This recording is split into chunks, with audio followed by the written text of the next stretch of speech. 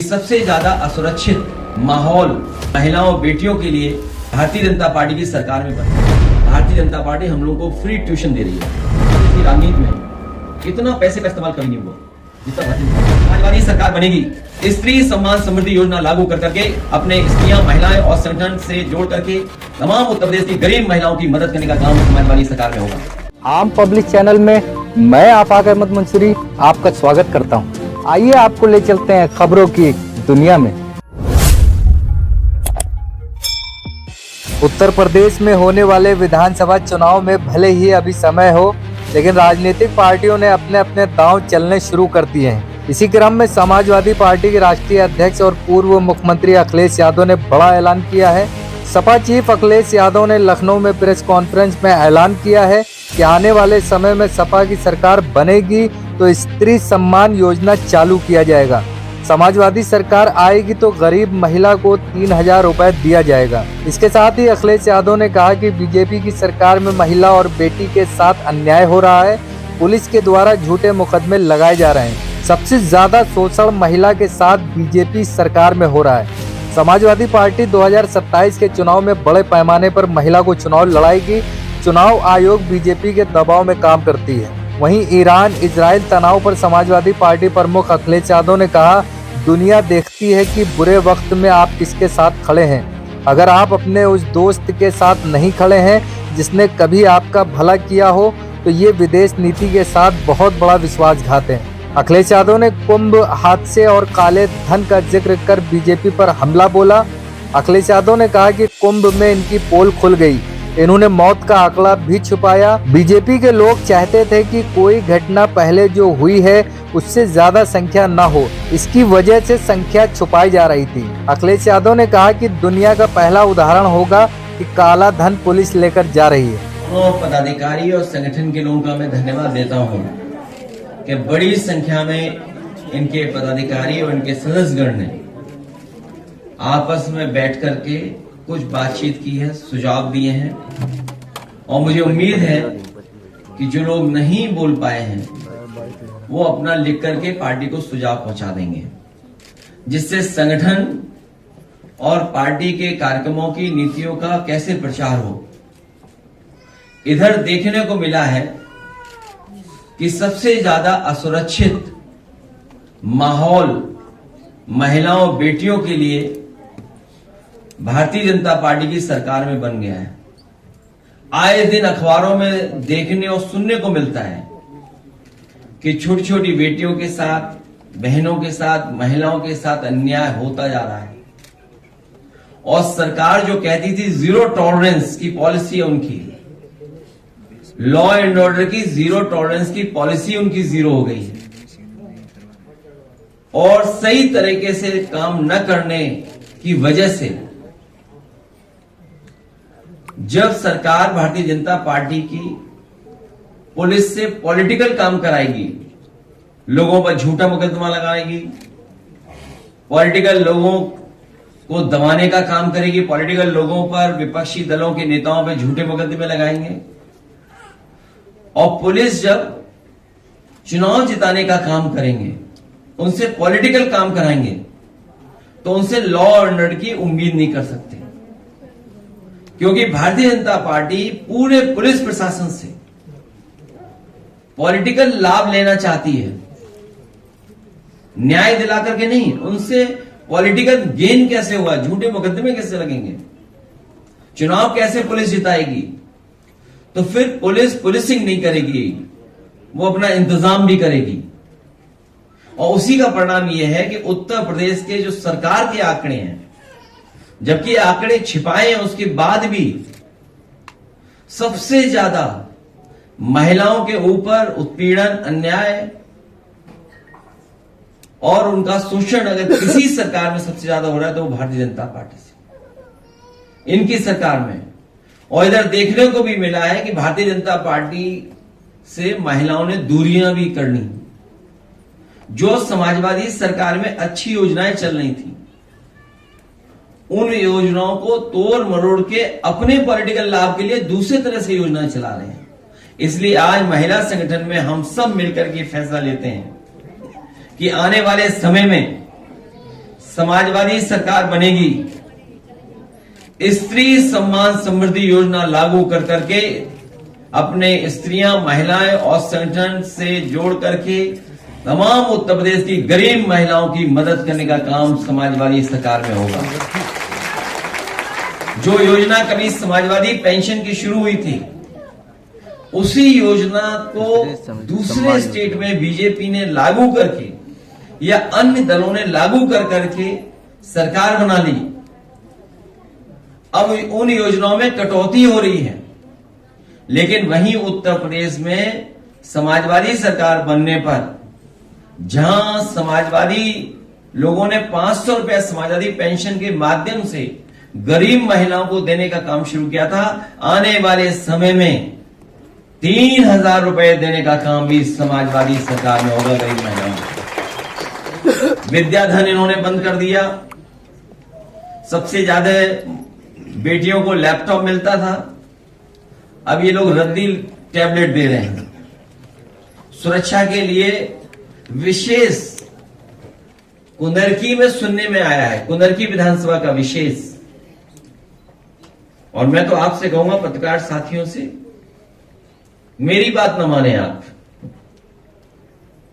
आप उस समय सीसीटीवी पे जो रिकॉर्डेड है, जिन्होंने बोर्ड डाला है, वो आप निकलवा लीजिए। आपको सब पुलिस वाले निकल के आएंगे अंदर। क्या कह रहे हैं? प्राइवेसी भंग हो रही है। ये प्राइवेसी नहीं, ये जो पुलिस से माफियागिरी कराई जा रही है वोट लूटने की, उसका खुलासा हो जाएगा।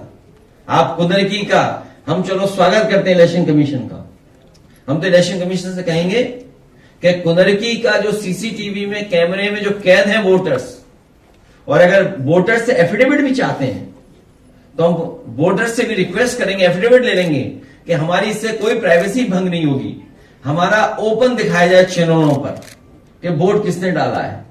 जब आप वोट डालते हुए वो वीडियोस देखोगे तो आपको नजर आएंगे पुलिस के बड़े बड़े लोग जो प्राइवेट ड्रेस में वोट डाला है अंदर जाकर के। सोचिए आप, अगर ये बात गलत हो तो बता दीजिए। इसका बीच का कोई रास्ता सपा निकालेगी कि इस तरीके क्या बीच का रास्ता है? कोई बीच का रास्ता नहीं है।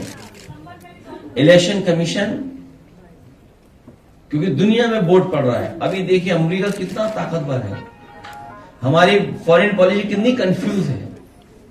हालांकि हमें टिप्पणी नहीं करनी चाहिए, लेकिन याद रखिए दुनिया देखती है कि आप किसके साथ खड़े हैं बुरे वक्त पर। अगर आप बुरे वक्त पे अपने मित्र के साथ नहीं खड़े हैं, जिसने कभी आप पर एहसान किया हो, तो ये बहुत बड़ा देश की फॉरेन पॉलिसी के साथ धोखा है। हालांकि बात बड़ी कह रहा हूं मैं, लेकिन हमारा मानना यही है। तो जब अमेरिका जैसा देश बैलेट से वोट पड़वा रहा है, हमारे यहां तो लोग अभी बहुत सी चीजें जानते नहीं हैं, गलती से शेयर कर लेते हैं कुछ चीजें सोशल मीडिया पे, गलती से फॉरवर्ड कर देते हैं कुछ चीजें। अभी तो केवल हम लोग देखना और फॉरवर्ड करना, गुड मॉर्निंग सीखे व्हाट्सएप पे, अभी क्या सीखे हम लोग। तो सोचिए इतनी टेक्नोलॉजी है, आपको टेक्नोलॉजी क्यों चाहिए डेमोक्रेसी? इतनी टेक्नोलॉजी, आप पढ़ाई में अच्छी पढ़ाई कराइए, समय के हिसाब से जो टेक्नोलॉजी जो बदल रही है उसके हिसाब से कोर्सेज लाइए, लेकिन हमारा वोट डालने का तरीका बैलेट से ही होना चाहिए। वो ही पुराना मैटर है कि हमें पता हो कि हम वोट कहां डाल रहे हैं, हम कहां गुस्सा निकाल रहे हैं। मशीन की बटन दबाने से गुस्सा नहीं निकलता है। और थोड़ी सी जानकारी देते हैं, आप भी रिसर्च कर लें। सुनने में आया कि मेरठ का चुनाव 2019 का, उसमें कई ईवीएम खराब हो गई थी और वीवीपैट की पर्ची प्रिंट करके गिननी थी, फोटोकॉपी करके गिननी थी। बताइए आप।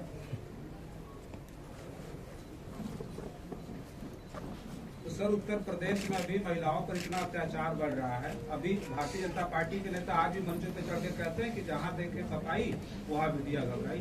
तो आपने सीसीटीवी नहीं देखा? अगर ये बात, इनका भी सवाल जाए जो मैं जवाब दे रहा हूं, नहीं अकेला जाएगा। हमारे पत्रकार साथी ने जो सवाल पूछा है ये सवाल भी जाए, भारतीय जनता पार्टी से महिलाएं दूरियां बना रही हैं। अन्य प्रदेशों ने देख करके उस तरह की योजना बनाने का काम किया। 1090 कुछ दिन पहले इसकी योजना के बहुत सारे लोग तारीफ करते थे। उस योजनाओं को खत्म करने के लिए बजट और तमाम असुविधाएं पैदा की, जिसके कारण 1090 उतनी इफेक्टिव नहीं बची जितनी इफेक्टिव थी। आने वाले समय में महिलाओं की सुरक्षा के लिए हम लोग 1090 और सशक्त कर करके और मजबूत बनाने का काम करेंगे। हम सबने बैठ करके ये भी याद किया, पंचायती राज में आरक्षण लागू करने का काम समाजवादियों का नेताजी का फैसला था। उसका परिणाम ये हुआ कि बड़ी संख्या में महिलाएं प्रधान और पंचायती राज के अलग अलग स्तर पर चुनाव जीत करके आई। सदस्य भी बड़े पैमाने पे बनी, जिला पंचायत अध्यक्ष भी बड़े पैमाने पे बनी। अगर किसी ने पॉलिटिकल सशक्तिकरण और उनको आगे बढ़ाने का काम किया तो समाजवादी लोगों ने आरक्षण देकर के बढ़ाने का काम किया। और हमें उम्मीद है कि जब 27 में सरकार समाजवादियों की बन जाएगी और जब महिला आरक्षण लागू होगा तो बड़े पैमाने पर संगठन की महिलाओं को भी चुनाव लड़ने का मौका मिलेगा। रजिस्ट्रेशन हुआ करता था, जमीन की रजिस्ट्री हुआ करती थी। उस समय रजिस्ट्री की फीस को कम करने का काम समाजवादी सरकार में हुआ था। ऐसी तमाम सुविधाएं योजनाओं चलाने का काम किया था। आने वाले समय में अगर पुलिस में स्ट्रक्चरल चेंज भी करना पड़ा, आने वाले समय में स्ट्रक्चरल चेंज भी अगर महिलाएं जो पुलिस कांस्टेबल उनको काम करने के लिए करना पड़ा, तो समाजवादी सरकार में जिस तरीके से हम लोगों ने पुलिस हेडक्वार्टर बनाया, तो महिलाओं की सुरक्षा के लिए भी अगर कोई बड़ा फैसला लेकर के हम लोगों को काम करना पड़ेगा तो वो काम करने का काम हम लोग करेंगे। एक बार फिर संगठन के लोगों को बहुत बहुत धन्यवाद और बहुत बहुत बधाई देता हूं। ये जो चुनाव आयोग ने जो है एक अपना नियम बदला है, उसने क्या किया है कि 45 दिन में सारी फोटो और वीडियोग्राफी डिलीट कर देंगे, जबकि वो 1 साल तक रखी रहती है। तो ये कहीं ऐसा तो नहीं कि इनकी कोई बहुत बड़ी चाल होगी? इसका विरोध और इसके पक्ष में, अपने विचारों के पक्ष में और सुझाव के पक्ष में हम ये बात रखेंगे। अगर डेटा ही स्टोर कहां करना, ये सवाल है। पूरे देश में हर घर हर दुकान में सीसीटीवी लगी हुई है, हर घर में स्टोर हो रहा है डेटा। और ये सरकार तो दावा करती है, अपने उत्तर प्रदेश की सरकार, कि सबसे बड़े डेटा सेंटर बन रहे हैं। और इधर देश में भी कुछ योजनाएं स्टेट गवर्नमेंट ऐसी ला रही जिससे कि विशेष पैकेज दिया जा रहा है डेटा सेंटर वालों को। तो जब इतने बड़े बड़े डेटा सेंटर बन रहे हैं, न कितने बड़े पैमाने पे डेटा स्टोर होगा। जो सबसे महत्वपूर्ण चीज है कि इलेक्शन का डेटा सुरक्षित रहे, स्टोर्ड रहे। अगर कभी कोई शिकायत हो, उस शिकायत पर कुछ कार्रवाई कर सकें। मुझे तो ऐसा महसूस हो रहा है कि भारतीय जनता पार्टी के दबाव में इलेक्शन कमीशन ऐसा फैसला ले रहा है, क्योंकि उत्तर प्रदेश में हमने देखा था, इनकी पुलिस कुछ वर्दी में, कुछ प्राइवेट ड्रेस में वोटर्स को धमका रहे थे। अगर वोटर निकल करके आ रहा था तो पहले तो प्राइवेट ड्रेस वाले रोकते थे, और अगर वो रोकने में कामयाब नहीं होते थे तो वर्दी वाले रोक लेते थे। और एक ऐसा समय हमने देखा, हम उन अपनी माताओं बहनों को बधाई देना चाहते हैं, जब पुलिस का अधिकारी रिवॉल्वर तान रहा था तो हमारी माताएं घबराई नहीं, बहनें घबराई नहीं। उन्होंने कहा कि कुछ भी करेंगे, हम वोट डाल करके आएंगे। ऐसी बहादुर महिलाओं को आज महिला सभा के इस कार्यक्रम में मैं कहना चाहता हूं, भविष्य में उनका सम्मान करने का काम हम लोग करेंगे। पार्टी कार्यालय में बुलाकर तो ये लागू कर देते हैं, लेकिन अच्छे काम के लिए कोई सुझाव देते रहना चाहिए, क्योंकि अब इन पर समय नहीं बचा, जनता इन्हें हटा देगी तो काम हम ही लोग करेंगे। इन्हें दुनिया के दूसरे देश देखने चाहिए। वेनिस, वहां गलियों को कैसे उन्होंने वैसे ही का वैसे मेंटेन किया है। फ्रांस में भी कई पुराने शहर हैं, इंग्लैंड में भी हैं, यूरोप में कई शहर ऐसे हैं जिन्होंने अपनी हेरिटेज, विरासत को कैसे संरक्षित रखा है। तो वो काम करना चाहिए। ये नहीं कि अपने लोगों को लाभ देने के लिए और जमीनों पे कब्जा करने के लिए और मंदिर के चंदे को कब्जा करने के लिए कुछ नया प्लान बना रहे हो। ये तो आपका सारा मॉल गया है, वो सारा दुकानों का इलाका। वहां देखिए कितना आंदोलन चल रहा है वृंदावन मथुरा में। ये जमीन कब्जा करना चाहते हैं। आप अयोध्या की पता करिए, किस तरह अयोध्या के लोगों को धोखा दिया इन्होंने। उसका परिणाम क्या हुआ? ये अयोध्या हार गए। बनारस के लोग जानते होंगे, वहां बहुत सारे पुराने मंदिर थे। धरती पर इतने मंदिर किसी ने इकट्ठे नहीं तोड़े होंगे जितने भारतीय जनता पार्टी के लोगों ने तोड़ दिए। पता करिए, बनारस में गलियों में बहुत सारे मंदिर थे और कुंभ की पोल तो खुली गई इनकी। कुंभ में सोचिए, सुनने में आया है ये भारतीय जनता पार्टी के लोग चाहते थे कि कोई घटना पहले हुई थी उससे ज्यादा संख्या न हो, इसकी वजह से संख्या छिपाई जा रही थी। मैं धन्यवाद देना चाहता हूं और अपने पत्रकार साथियों को भी धन्यवाद दूंगा। आप की भी इच्छा है कि उसी तरह की स्टोरी करें, मैं तो आपको बधाई दूंगा, करिए उसी तरह की स्टोरी, जिससे कम से कम सच्चाई तो सामने आए कि कितने लोगों की जान गई। और सोचिए वो काला धन किसने दिया और किसके माध्यम से पहुंचाया। दुनिया का पहला उदाहरण हुआ कि काला धन पुलिस लेके जा रही है। कहीं अगर ऐसा होता हो दुनिया में तो बताओ कि काला धन पुलिस लेकर जा रही है। आखिर किसने कहा दे के आई है, किसका पैसा था ये? वो तो जो लोग हैं, आम लोग जिनके परिवार के सदस्य खोए हैं, उनके पास सबकी फोटो है, सीसीटीवी में रिकॉर्डिंग है। अखिलेश जी, पब्लिक ट्रांसपोर्ट जो है लोगों के लिए बहुत अनसेफ होता जा रहा है। पहले ट्रेनों का एक्सीडेंट हो रहा था, फिर रोडवेज के बाद, अब अहमदाबाद घटना के बाद जो है 9 दिन में 84 फ्लाइट जो है वो कैंसिल हो गई है। इसमें हम लोग लोकसभा में पूछेंगे आखिरकार क्यों हो रहा है ये। जो सबसे सेफ मोड ऑफ ट्रांसपोर्ट माना जाता है वो इतना अनसेफ कैसे बनता जा रहा है? क्या कमी है? क्योंकि उसमें बहुत सारे बड़े इश्यूज भी शामिल होते हैं। सर, जैसे अयोध्या और काशी में जिस प्रकार से कॉरिडोर बनाया गया है, वैसे ही मथुरा में बनाना चाह रहे हैं कॉरिडोर। मैंने क्या तो दिया, वेनिस देखा है, गलियां कैसे संरक्षित होती हैं। सर पारा मानते हम सब लोग चलते हैं, सरकार भेज दे हम लोग तो सरकार वो सब सर, पारा वाले पुल पे आपने भी ट्वीट करा। यूट्यूब है, उसमें देख सकते हैं गलियां आप लोग। सर वैसी की वैसे संरक्षण है, पूरी संरक्षित है। छोटी गलियां, 2 व्यक्ति निकल सकते हैं, सोचिए आप। और कितनी अच्छी बनाई उन्होंने। उसी तरह के पत्थर लगाए जो आपके पुराने लखनऊ में लगाए। अखिलेश जी, सरकारी स्कूल के मर्जर की बात चल रही है, ये पढ़ाई के खिलाफ है, जिसमें हमने, क्योंकि पढ़ा लिखा आदमी सवाल पूछता है। अहंकारी लोग चाहते ही नहीं कि सवाल इनसे पूछे कोई। इसमें ये हमने भूषण जी के पास मुख्यमंत्री जी कौन सा अलाइनमेंट तय करेंगे?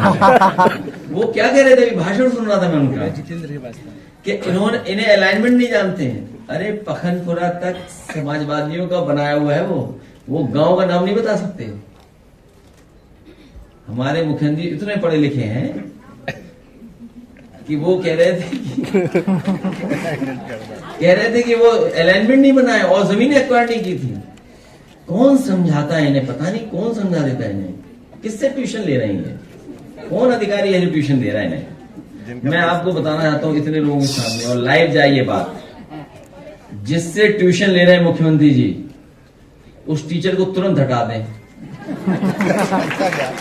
उसी का तो पैसा क्या? क्योंकि कोई भी सरकार तब तक टेंडर नहीं कर सकती जब तक 50% से ज्यादा जमीन की सहमति या मुआवजा न बढ़ जाए। तो जब सहमति पे दस्तखत हो गए, मुआवजा बढ़ गया, तब मैं टेंडर कर पाया। और टेंडर दिया था सबसे प्रतिष्ठित देश की कंपनियों को। इन्होंने मानकों को गिरा करके, सड़क को खराब कर करके अपने लोगों को ऑब्लाइज करने के लिए, आप पता कर लो किन ठेकेदारों को काम मिला है। अपने लोगों को ऑब्लाइज करने के लिए किया। हम तो उस दिन का इंतजार कर रहे हैं जब हमारे मुख्यमंत्री जी सलीमपुर में भाषण देकर के आए देवरिया में कि नई रोड बन रही है शामली से लेकर के सिलचर तक एक्सप्रेसवे। हम इंतजार करेंगे कि हमारे मुख्यमंत्री जी उस एक्सप्रेसवे का कब शिलान्यास करेंगे, क्योंकि हमारे मुख्यमंत्री तो प्रधानमंत्री से आगे हैं। क्योंकि उत्तर प्रदेश में तो मुख्यमंत्री बना सकते हैं, अन्य प्रदेश में हमारे योगी मुख्यमंत्री कैसे बना सकते हैं? बताओ, कोई उत्तर प्रदेश का मुख्यमंत्री बिहार में सड़क बना सकता है क्या? कोई उत्तर प्रदेश का मुख्यमंत्री आपके बंगाल में कैसे बना लेगा सड़क? हाँ सर, थोड़ी बारिश पहले तो इस लखनऊ की तहजीब है, पहले आप। और इस बार जो तहजीब देखी, पहले मैं वाली, पीएम वाली मन। तो कौन पहले बनेगा पीएम? सर, थोड़ी सी बारिश ने पहले मैं, चाणक्य मित्र कह रहे हैं वो वाली चल रही है तहजीब उनकी है, उसी का झगड़ा सब है। थोड़ी बारिश ने पूरे घरों में पानी चला गया। बलिया में पुलिस कस्टडी में डॉक्टर वेंकटेश मौर्य की मौत हुई है। परिवार का आरोप है कि अभी एक दिन पहले की बात है, उसमें ये परिवार का आरोप है कि भ्रष्टाचार का आरोप लगाकर इनको उठा लिया गया और सदिसन इनको मार दिया गया है। हर इंस्टीट्यूशन में, चाहे वो पुलिस विभाग हो, और बनारस में सुनने में आया है गरीबों को इलाज नहीं मिल पा रहा है बीएचयू में, वहां डॉक्टर एफआईआर खेल रहे हैं। एक डॉक्टर दूसरे पे एफआईआर, दूसरा डॉक्टर दूसरे पे एफआईआर चला रहा है। आप पता करवाइए। सब इंस्टीट्यूशन इन्होंने बर्बाद कर दिए हैं। इंस्टीट्यूशन से हमें न्याय दिलाने के लिए, इंस्टीट्यूशन हमारी हैं जहां पर हमें सुविधा मिल जाए, चाहे वो पुलिस विभाग हो, चाहे स्वास्थ्य विभाग हो। ये इंस्टीट्यूशंस को बर्बाद कर दिए हैं। किसी गरीब को न्याय नहीं मिल सकता है, चाहे वो थाना हो, चाहे तहसील हो। इन इंस्टीट्यूशंस को करप्ट बना दिया। और जैसा मैंने कहा कि 2500 लोगों ने खेलम खेला करते रहे पूरे उत्तर प्रदेश का 9 साल से।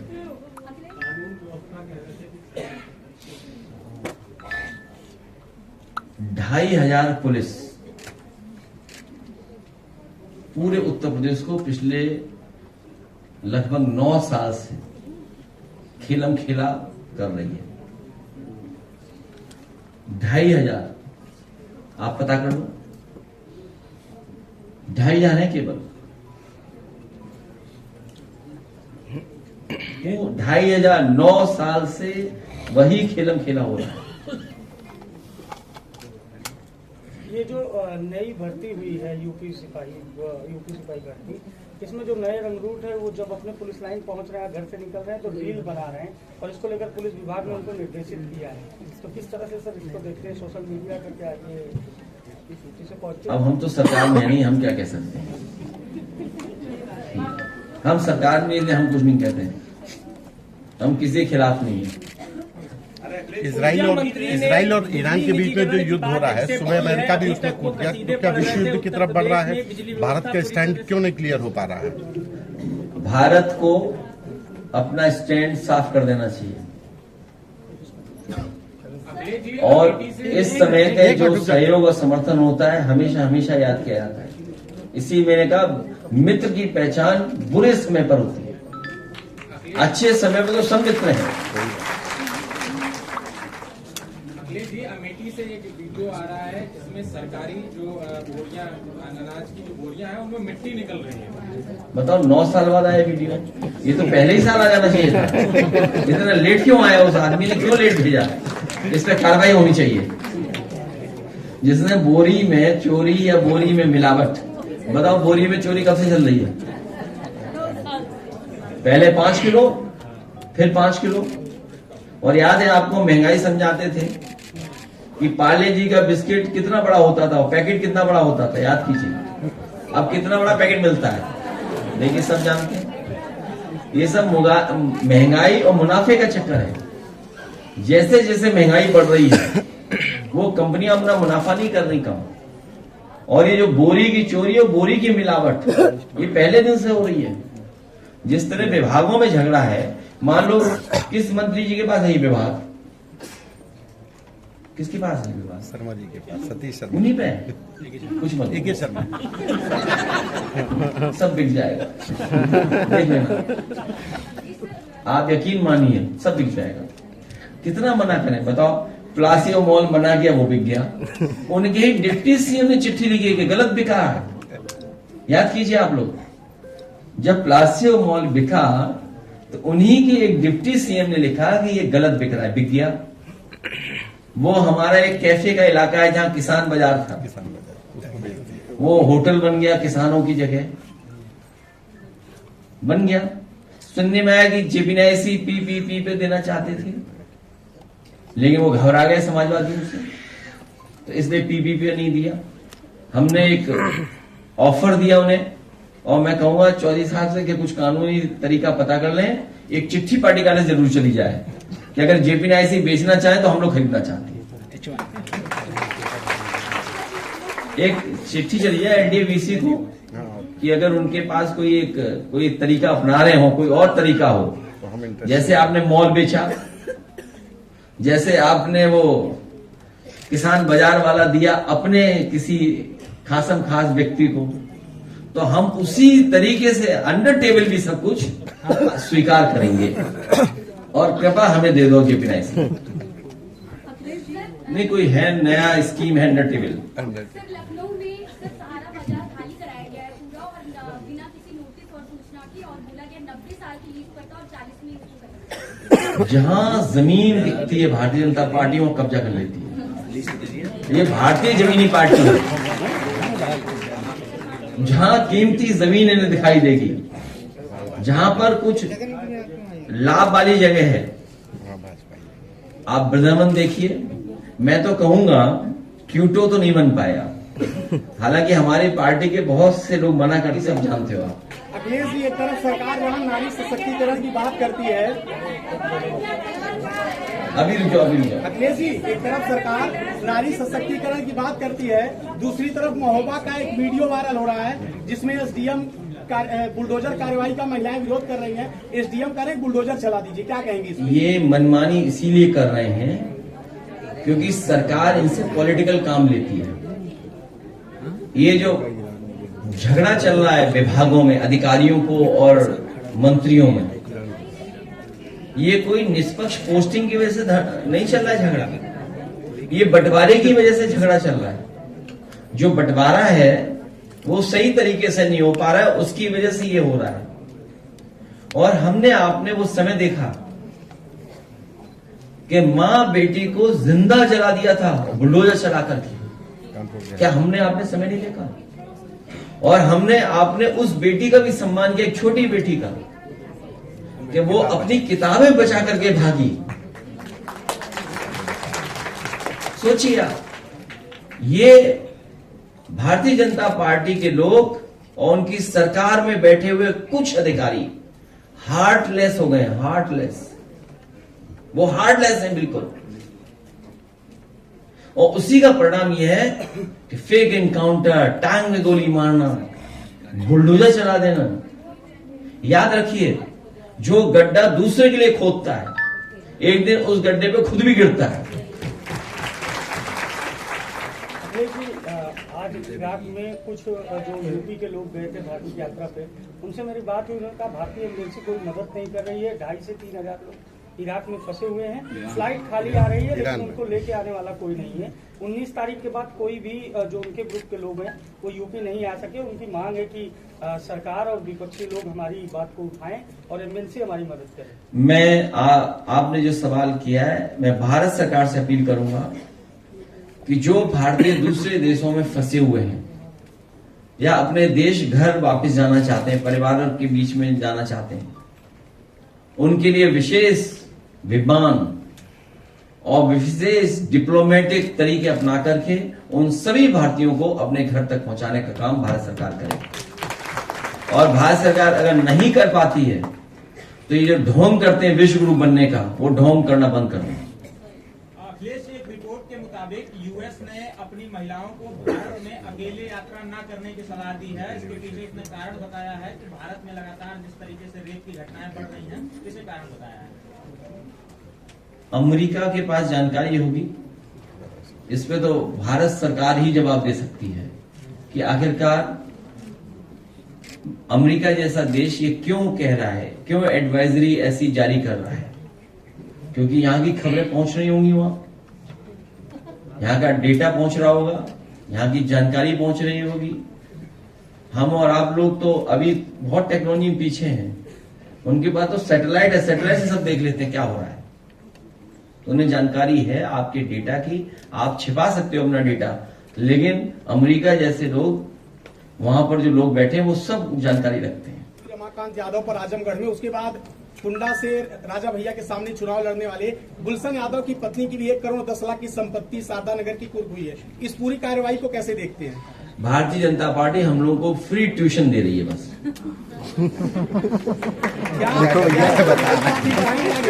भारतीय जनता पार्टी हम लोगों को फ्री ट्यूशन दे रही है। गहरी बात कर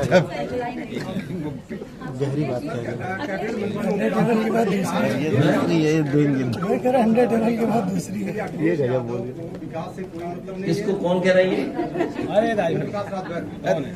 ये कौन? रात भर ये मुनव्वर राना का डायलॉग था। छोड़ो।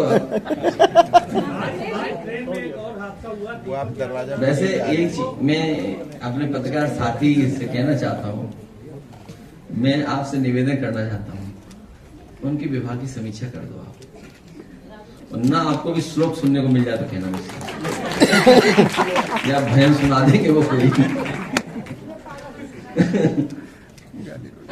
सहारनपुर ट्रेन में एक दीपक यादव नाम के लड़के को पीट के 20-25 लोगों ने आज से मार डाला। क्यों? पहले सीट का झगड़ा हो रहा था, डेली पैसेंजर। कहीं सुरक्षा नहीं है, कहीं कोई सुरक्षा नहीं, कहीं कोई इंतजाम नहीं करा सरकार ने, ऐसे छोड़ दिया सबको।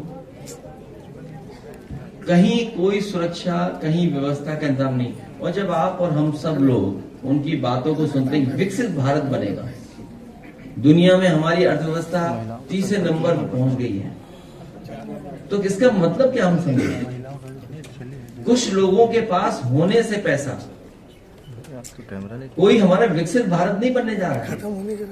जब तक आप वर्ल्ड क्लास इंफ्रास्ट्रक्चर नहीं दोगे, जब तक आप वर्ल्ड क्लास स्वास्थ्य सेवाएं नहीं दोगे, आप बताइए आईसीयू में लोग हाथ का योगा कर रहे हैं, पंखा चला रहे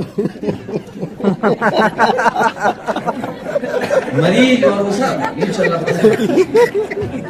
सोचिए,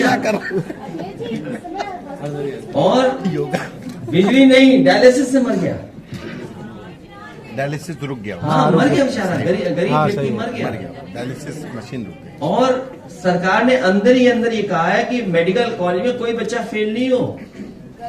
अगर फेल हो गया तो बच्चे आवाज उठाएंगे कि यहाँ कोई इंफ्रास्ट्रक्चर ही नहीं है। आप बताइए, मेट्रो, पब्लिक ट्रांसपोर्ट, हर शहर जाम में फंसा हुआ है। हमारे आपके आम लोगों का जीवन कितना जाम में चलाता समय, सोचिए। आप घर से निकले, कहीं जाना चाहो, पहुंच ही नहीं सकते।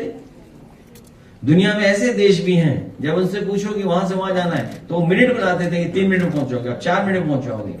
यहाँ किलोमीटर बताते हैं, कब पहुंचोगे समय नहीं पता। यहाँ पर समय बताया जाता है कि इतने मिनट में आप पहुंच जाओगे, अपने यहाँ किलोमीटर बताते हैं। अरे बोलने दो यार। तो सोचिए, आप जब आप विकसित भारत की बात कर रहे हैं तो आपका इंफ्रास्ट्रक्चर क्या है? ये तो समाजवादियों ने सिखा दिया एक्सप्रेस वे बनाना, उसका भी सत्यानाश कर रहे बीजेपी के लोग। जो एक्सप्रेस वे बनाना सिखाया उसका सब सत्यानाश कर दिया, दोबारा बनाना पड़ेगा इसको। सर, कृष्णा नगर में एक पुल बन रहा था राज सेतु निगम की तरफ से, और बीच में बिल्डिंग खड़ी मिली, उनको मैपिंग सही से नहीं हुई, लैंड एक्वायर करे बिना पुल का निर्माण। मैपिंग नहीं, ये बीजेपी के लोग खेला कर रहे हैं उसमें, वो आप नहीं समझ पा रहे हो। मुझे याद है जब ये आपका घंटाघर के पास कोई रस्तोगी थे, उद्योगपति व्यापारी, हो सकता है नाम गलत बोल रहा हूं, लेकिन रस्तोगी थे, मुझे ये पता है। तो जब सब स्टेशन शिफ्ट होना था, हमारे बुक्कल नवाब से कुछ शर्त लग गई थी। तो बुक्कल नवाब साहब से कहा, मैंने कहा सुनिए, ये हट जाएगा 6 महीने के अंदर। बुक्कल नवाब साहब का नहीं हटेगा, और आप यकीन मानिए, और जो लोग आसपास रहते होंगे उसके, बताओ कितनी जल्दी सब स्टेशन हटा दिया। उसमें 30 करोड़ से ज्यादा हमें व्हाइट मनी देना पड़ रहा मुआवजा। जो व्यक्ति गया है कोर्ट, अगर सरकार उससे बातचीत कर ले, मुआवजा दे दे, अभी बिल्डिंग हटा लेगा वो। और फिर अलाइनमेंट किसका गड़बड़ है, विभाग किसके पास ही है, कौन AK शर्मा मंत्री इनका? शर्मा जी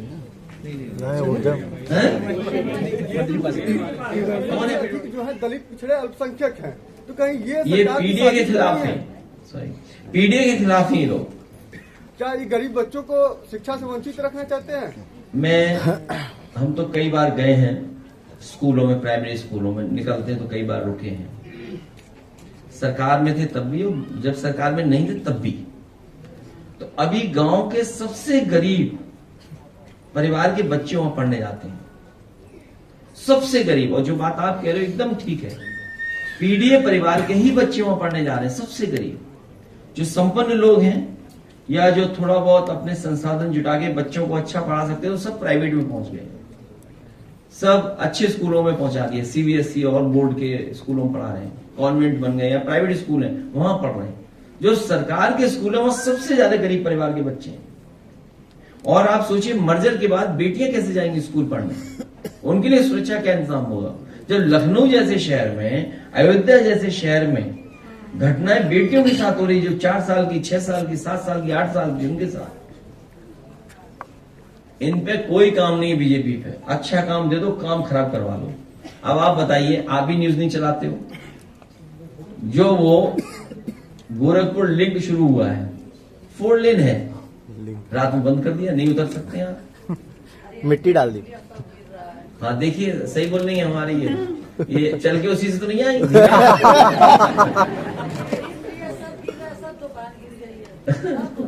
अरे अखिलेश जी, ये लोकसभा में जो है 1400 करोड़ रुपए करीब खर्चा किए, 1400-1450 करोड़ रुपए खर्चा किए अपने चुनाव में बीजेपी ने, और उसके बाद लगभग ये 2000 करोड़ रुपए खर्चा किए इन्होंने अपनी वेबसाइट पे डाला, 1450 करोड़। ये जो है जिस तरीके से पैसे का इन्होंने हेर फेर और जिस तरीके से पैसे को बुरी तरीके से लुटाया है प्रचार और प्रसार में, ये क्या बेरोजगार और इन सब का पैसा नहीं था? ये गलत आंकड़ा है आपके पास, ये आंकड़ा गलत है। इस आंकड़े को मैं स्वीकार नहीं कर सकता। इससे कई गुना ज्यादा भारतीय जनता पार्टी ने खर्च किया है पैसा, कई गुना ज्यादा। जो आप आंकड़ा बता रहे हो, इससे कई गुना ज्यादा भारतीय जनता पार्टी ने चुनाव जीतने के लिए पैसा खर्च किया है। और पैसा और संसाधन भारतीय जनता पार्टी इसीलिए इकट्ठा कर रही है जिससे विपक्षियों का मुकाबला कर सकें, मतलब विपक्षियों को दबा सकें। उत्तर प्रदेश की राजनीति में इतना पैसे का इस्तेमाल कभी नहीं हुआ जितना भारतीय जनता पार्टी कर रही है। अखिलेश जी, बिजली की कटौती लगातार जारी है, मंत्री कहते हैं बिजली का लोड बढ़ाया जा रहा है, तो क्या जा रहा है सर? आखिर क्यों बिजली कटौती गर्मी के समय इतनी ज्यादा होती है? वो सब पता है आपको। सुनने में आया स्टेटमेंट, आप ठीक करेक्ट कर देना। मंत्री जी ने कुछ कहा कि बिजली का इसलिए हो रहा है, इसको प्राइवेट होना ही जरूरी है। वो एग्जैक्ट वर्ड मेरे दिमाग में नहीं आ रहा है। व्यवस्थाएं ठीक नहीं चल रही हैं, अधिकारी अपनी कार्यशैली को हाँ। सुधार नहीं रहे। हाँ ठीक बात है। वो कह रहे हैं कि जनहित में प्राइवेटाइज करना पड़ेगा। ये जनहित में नहीं प्राइवेटाइज हो रहा है, उन्हें मंत्री ही इसलिए बनाया गया था कि प्राइवेट होना है। कर्मचारी अड़े हुए हैं, लेकिन ऐसा कैसे होने देंगे? आज के लिए वहाँ पंचायत भी हो रही है आशियाना में, क्या क्या फायदे इससे, प्राइवेटीकरण से क्या क्या फायदे हैं, उसके लिए वहाँ पंचायत। देखिए, हमें उम्मीद है कि कर्मचारी इसको रोक लेंगे। बीजेपी ने कोई बिजली नहीं बनाई अभी तक, केवल बेच रही है प्लांट, या पूरा उत्तर प्रदेश की व्यवस्था को बेच रहे हैं। वो मंत्री ही इसलिए बने थे बिजली बेचने के लिए। अगर आपने हमारे चैनल को सब्सक्राइब नहीं किया है तो आम पब्लिक चैनल को सब्सक्राइब कीजिए और हाँ, बेल आइकन जरूर दबाइए।